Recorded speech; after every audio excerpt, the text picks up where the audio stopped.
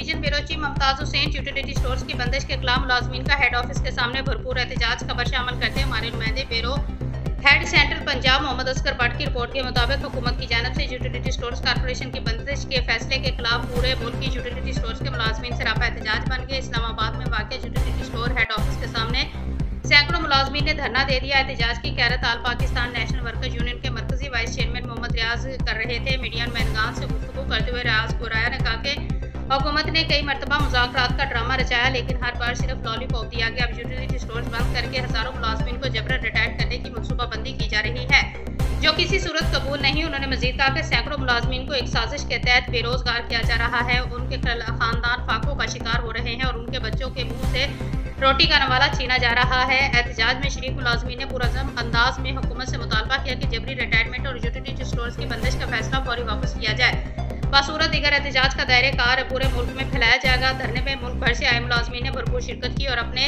जायज़ हकूक़ के लिए पुरअज़म जदोजहद जारी रखने के अज़म का इज़हार किया।